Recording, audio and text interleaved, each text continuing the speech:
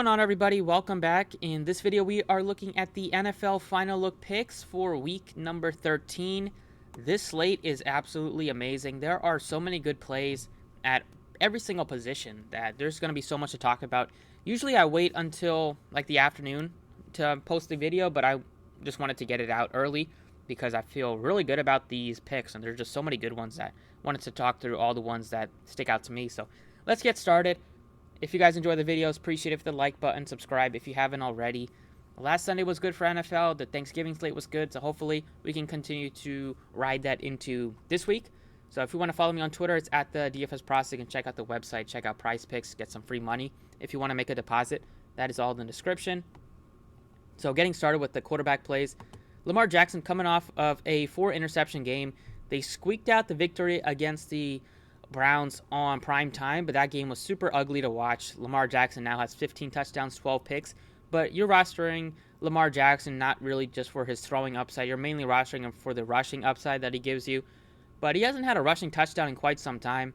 He hasn't had a rushing touchdown in a while on the season. He only has 2 rushing touchdowns, but really the yardage, averaging 70, can kind of get you there most weeks.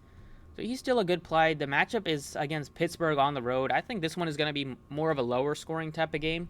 So right now I have some other quarterbacks that I like more than Lamar Jackson. Kyler Murray has a questionable tag on his name. Him and Hopkins both questionable. Hopefully he does happen to play. He hasn't played since week 8. He was in the MVP race before that, and now he's missed too much time to get back into that race. But if he does play, it's against Chicago, another matchup that's not the best. I probably would go down even further.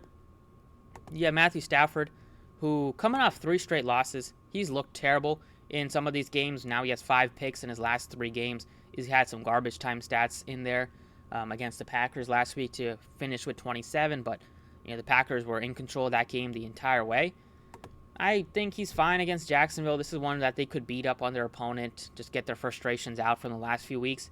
But a game that looks probably a little bit better just in terms of both teams being able to score the ball would be this Buccaneers game.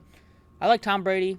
They put up 38 points last week against the Colts, but the only problem was that Tom Brady only accounted for 1 passing touchdown.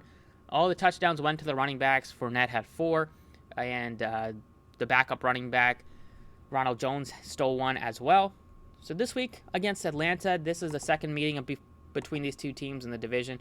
The first meeting, Tom Brady went off for 30 fantasy points. He had 5 passing touchdowns. He's in the dome here. I think Tom Brady looks like one of the best quarterback options, and there is so much value at running back, at wide receiver, to be able to fit him in. Other plays, Jalen Hurts dealing with an ankle injury, looks like. So if he's not able to run the ball as much, or if he's limited, then that would not be good. The matchup is good against the Jets, though, but I want to make sure that he's not going to be limited in running the ball, because that's where you're getting a lot of the upside from Jalen Hurts.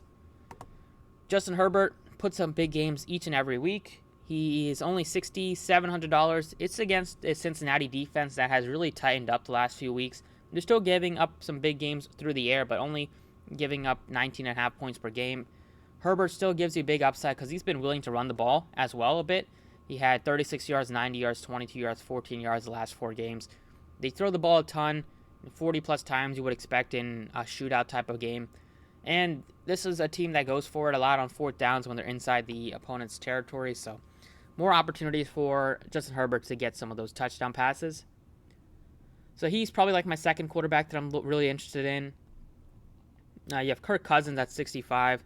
Never a guy that gets too much ownership, but he does give you a decent ceiling because there's no Dalvin Cook this week. So you have Madison, who can run the ball as well, but Madison can also catch a lot of passes, and Kirk Cousins can get some touchdowns his way through the air. If you wanted to stack the Vikings, it's very easy to stack because all the production comes from 3 guys in terms of the skill positions. You have Madison this week, and you have the 2 wide receivers that are going to get all the production. With Thielen and Jefferson, you can easily do a 4-man stack, and your lineup would look really good. Russell Wilson's not somebody that I'm looking to play. He just hasn't been the same guy since he hurt his thumb, and the team just doesn't look good. He doesn't want to be there.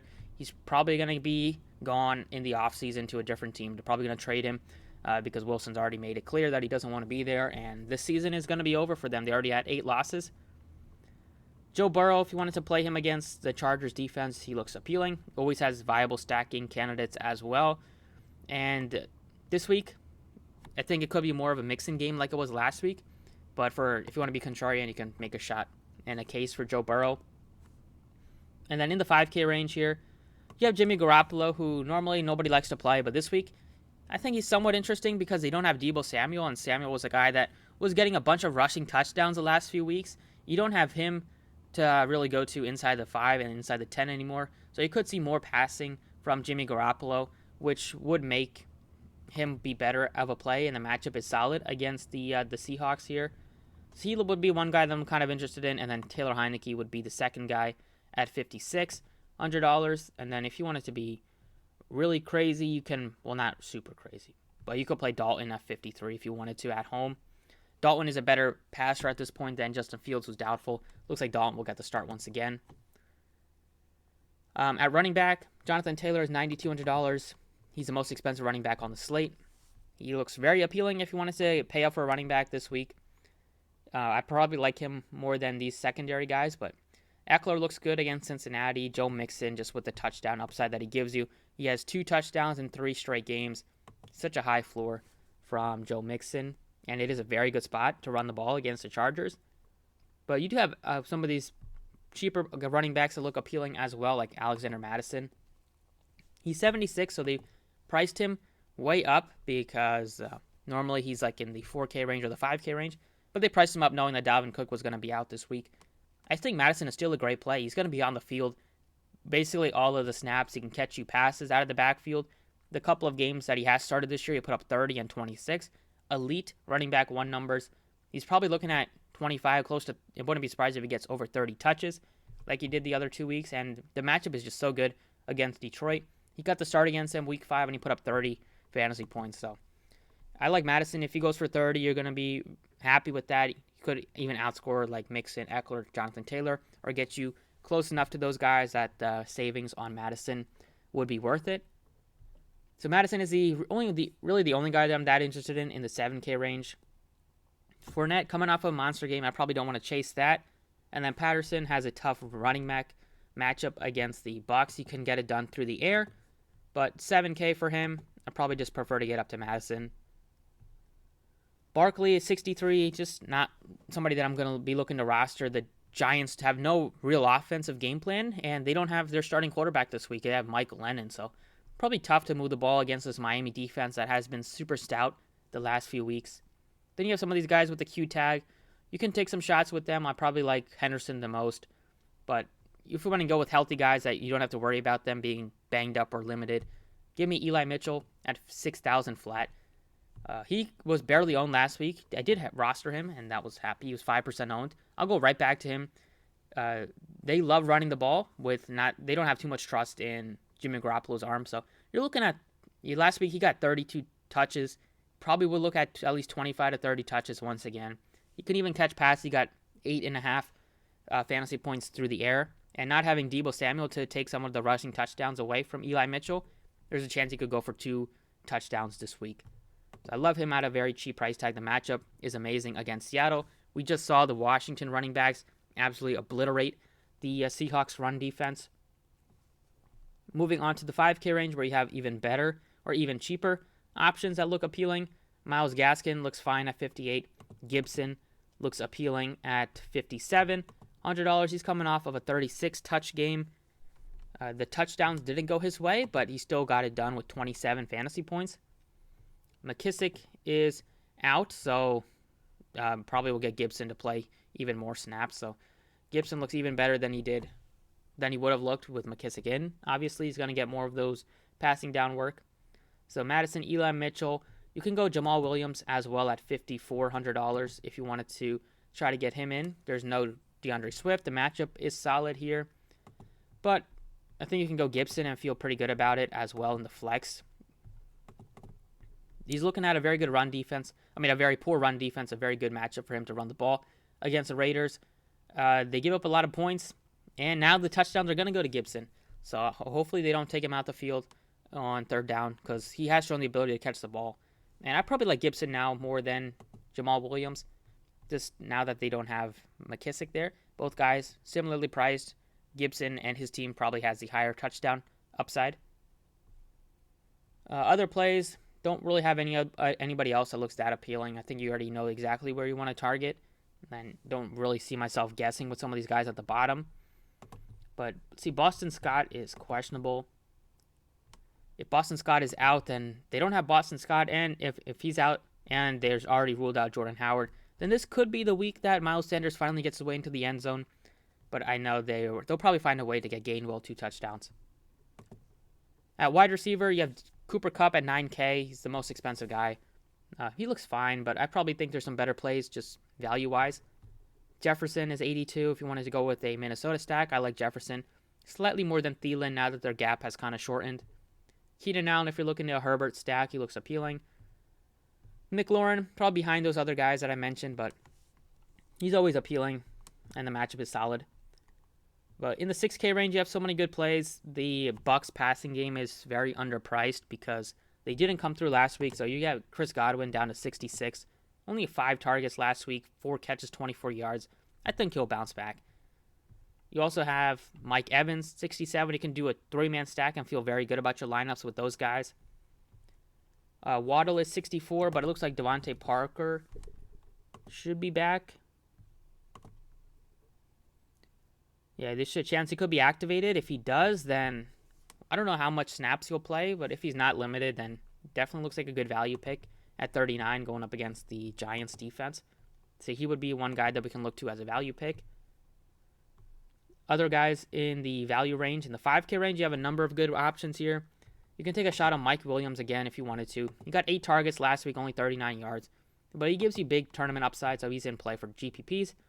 I love Darnell Mooney at 56 with Allen Robinson doubtful, and he has some good chemistry going with Andy Dalton.